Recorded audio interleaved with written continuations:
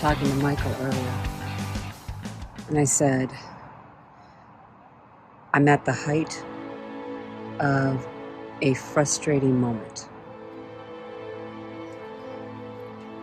I'm thinking to myself, I should have followed my intuition and just kept the original 4 hens in their original coop and just stuck with that for another year. But I talked myself into getting some chicks, which meant I needed a new coop. Now I have to figure out a roof system. Well, I guess I don't have to figure out a roof system. But if I don't, then there's going to be a lot of water buildup in their extended run. That's not why I'm frustrated. I'm frustrated because I'm at a point in this process where things aren't going the way I feel they should be going.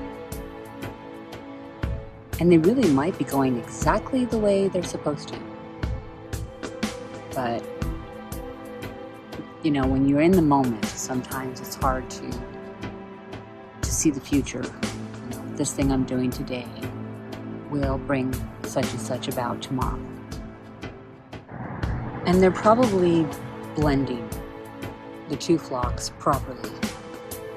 And because I've never done it before, it feels like it's not going correctly.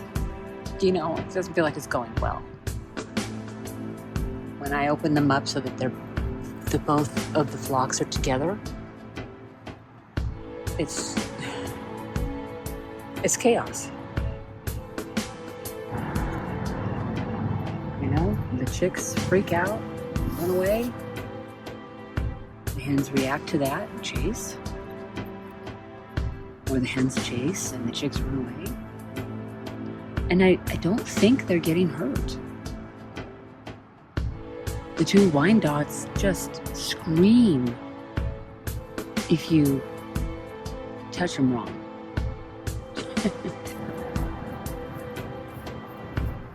Popcorn gets cornered and freaks out, climbs the walls, and I'm just afraid. I'm so afraid one of them is going to get hurt. And I keep looking at areas in the kennel and the run to make sure there are no, you know, pointed edges, and of course there are. Of course there are. It's not, you know, a rubber room. It's not a circular room.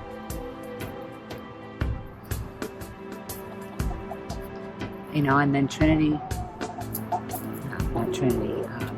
PK gets hurt.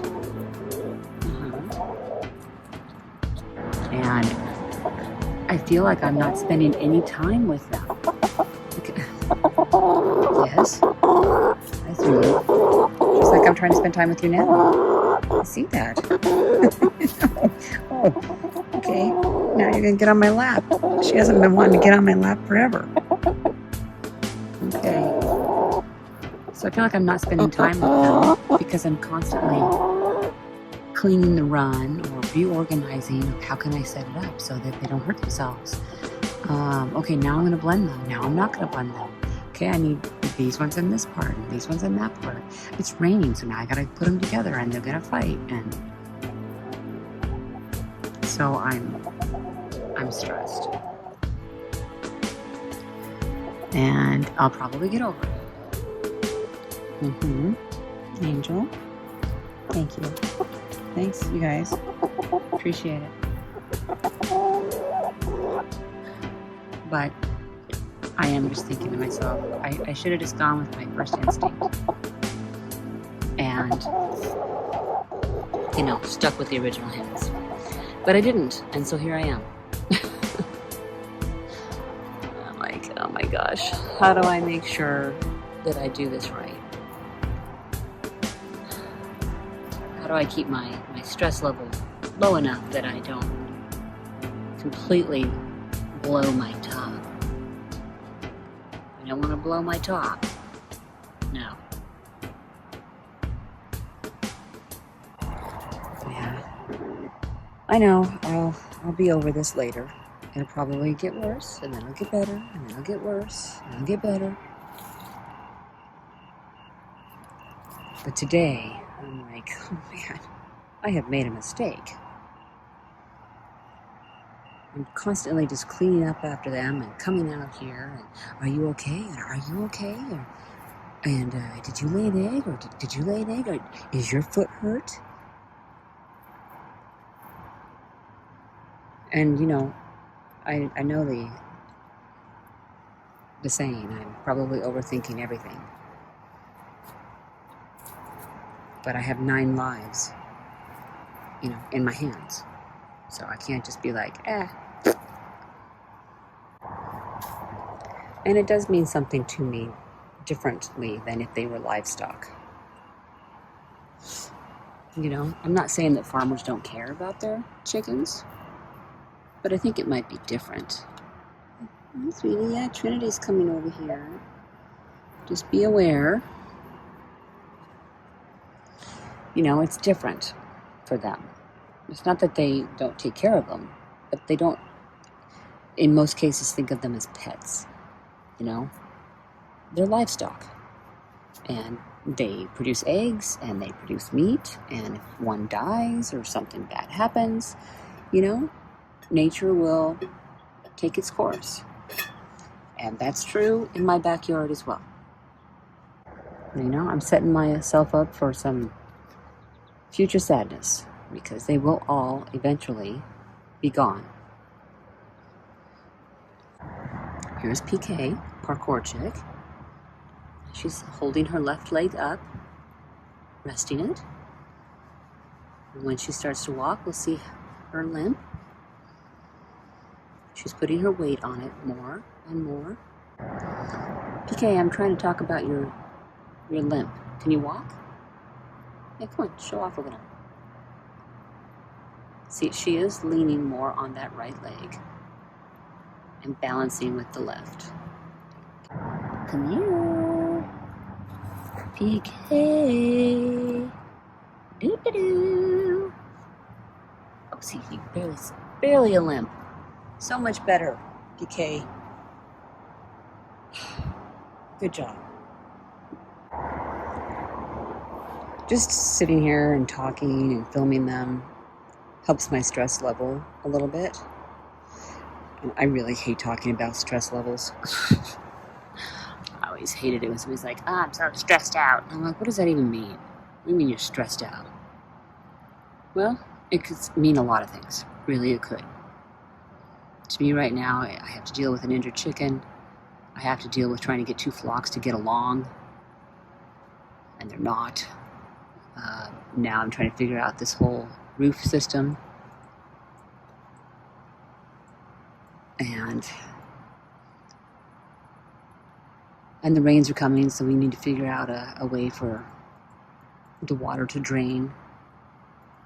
Better than me just digging a hole in front of the freaking door. Whoa. Honey, what? I don't know what just startled them. I hope you didn't hurt your foot. That would be a real bummer. Re-injure your foot because you got startled? Excuse me. I have to go talk to Miss Cloud. Miss Cloud. No. No. No. No, we don't eat cardboard.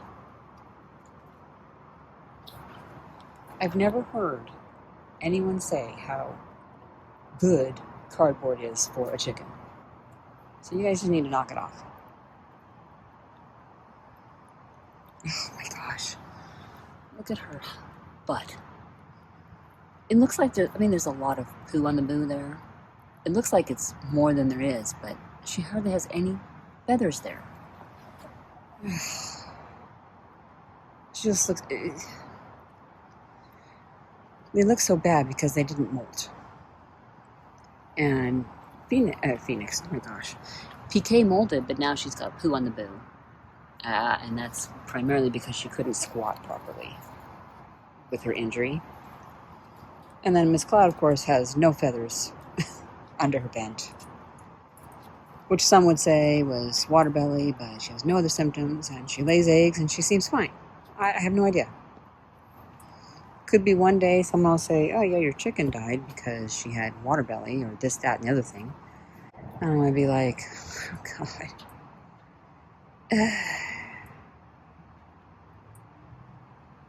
You know what it is I'm not in control of the whole situation. I'm in as much control of it as I possibly can. And I will admit I'm a control freak. And I know that. And I'm a control freak regarding my environment. You know, I'm not a neat freak. You know, you're not going to come into my house and go, oh, wait a minute, you're a neat freak. I'm not that kind of control freak. I just, I don't want certain things, let's just say, around me or part of my life. And what is, I want to be able to have things a certain way.